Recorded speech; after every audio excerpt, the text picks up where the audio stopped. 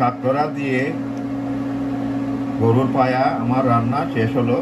এইটা আমাদের ঈদের স্পেশাল। এটা চালের রুটির সাথে খেতে খুবই মজাদার।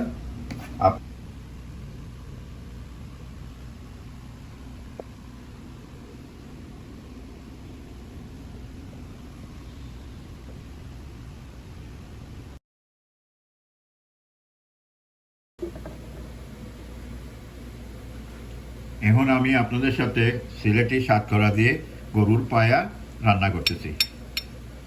আমি পায়া রান্নার জন্য 5 কেজি পায়া হাঁড়ির মধ্যে দিয়ে এখন এর মধ্যে রসুন দিব প্রথম, তারপরে আস্ত রসুন দিয়ে দিলাম,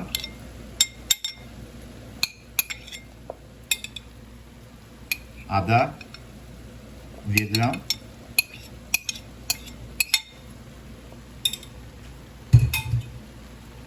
তারপরে এটার মধ্যে আমি কাঁচা পেঁয়াজ কুচি করে রাখা 3টা কাঁচা পেঁয়াজের সমপরিমাণ প্রথম আমি দিয়ে দিলাম, আর অল্প পেঁয়াজ রেখে দিলাম পরে দেওয়ার জন্য। এর মধ্যে আমি দালচিনি, এলাচি, লং, তেজপাতা দিয়ে দিলাম। এখন আমি এটার মধ্যে সব ধরনের মশলা প্রথম দিব হলুদের গুঁড়া 2 টেবিল স্পুন, গরম মশলা, তারপরে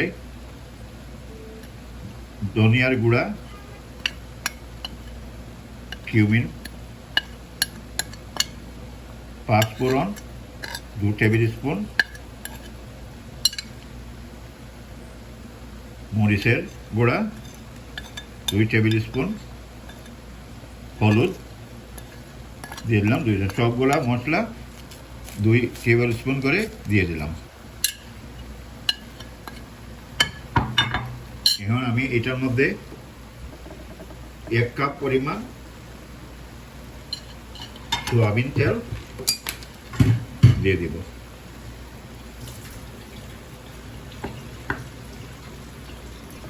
এখন আমি পরিমাণ মতো লবণ দিব। লবণ যার স্বাদ অনুসারে দিয়ে দিতে পারেন। আমি 4 টিস্পুন লবণ দিলাম। এখন এগুলারে আমি ভালো করে মিশ্রণ করে 10 মিনিটের মতো রেখে দিব ডেকে। 10 মিনিট পর একটু কষানো হওয়ার পরে এটার মধ্যে আমি পানি দিয়ে সাথে 4 থেকে 5 কলি সাতকরা দিয়ে রেখে দিব আধা ঘন্টা। 30 মিনিটের মতো আমি সব কিছু দিয়ে এখন মিশ্রণ করে নিলাম। চুলার আঁচ একবারে বাড়িয়ে রেখে দিব প্রথম 15 মিনিট।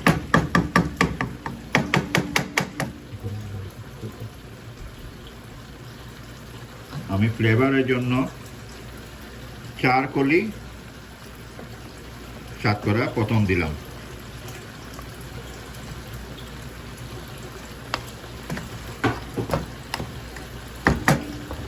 এখন আমি এটারে ভালোভাবে কষিয়ে নিব, তারপরে পানি দিয়ে আবার কষিয়ে নিব।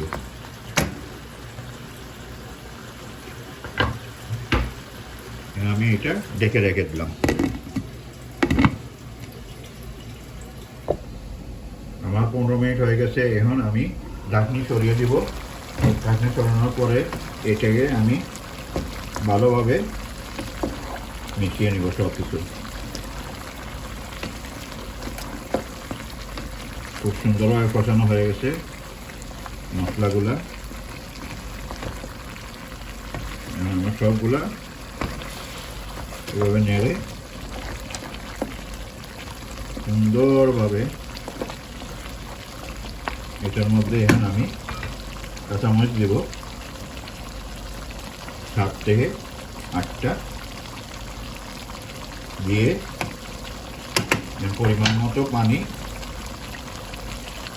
দিয়ে দেব, দিয়ে 1 ঘন্টা আমি এটারে ভালোভাবে আবার ঢেকে রেখে দেব।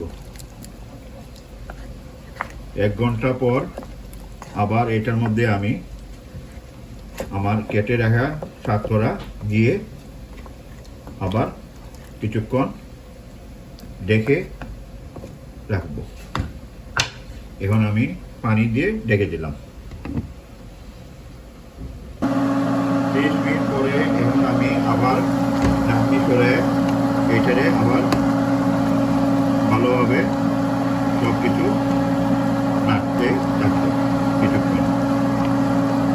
এর মধ্যে আমি এখন আমার রেখে দেওয়া কিছু শর্করা দিয়ে দিব।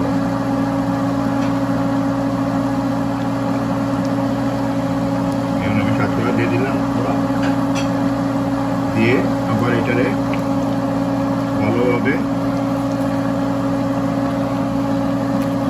ঢেকে রাখে দেবো সিদ্ধ হওয়ার জন্য।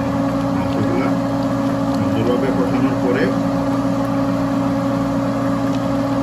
তারপরে শেষে আমি এটারে পেঁয়াজ দিয়ে বাগার দেব। এখন আমি এটা ঢেকে দিলাম। এখন আমি বাগার দেওয়ার জন্য কড়াইয়ের মধ্যে তেল দিয়ে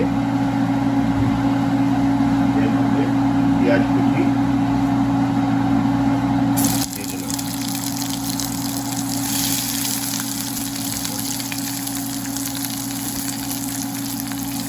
সামান্য পরিমাণ পাঁচফোড়ন দিলাম।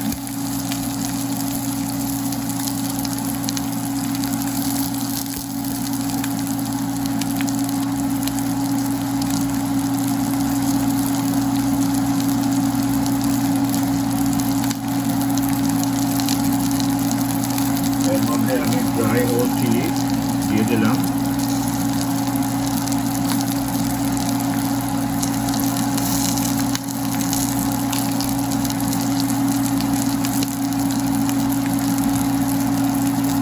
এগুলোরে আমি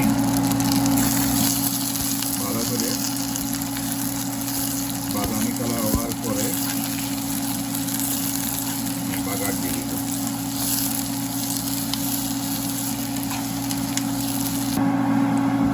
পেঁয়াজ এর চাটনি হয়ে গেছে। এখন আমি বাগারের জন্য এইটা ঢাকনা সরায়ে উপরে দিয়ে দিব।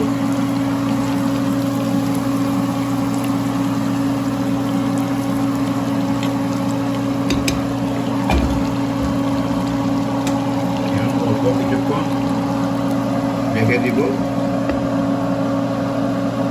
তারপর চুলা বন্ধ করে মজা করে ভাতের সাথে সিলেটি শর্করা দিয়ে পেট ভরে খেয়ে নিব।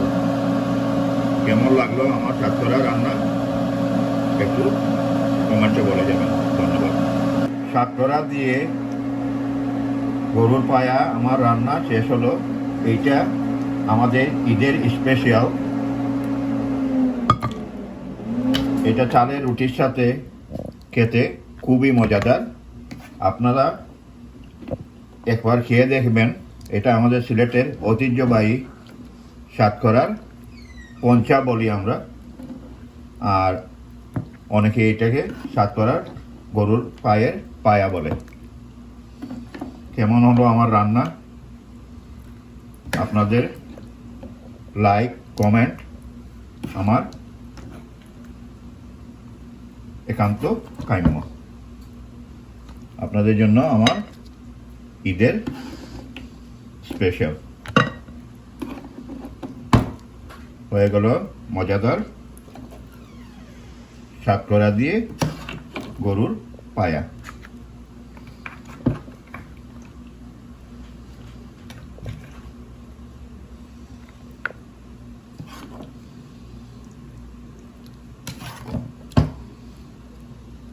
খুবই মজাদার খাবার। এটা সিলেটের ঐতিহ্যবাহী একটা খাবার। একবার সবাই এটা খেয়ে দেখেন। ধন্যবাদ।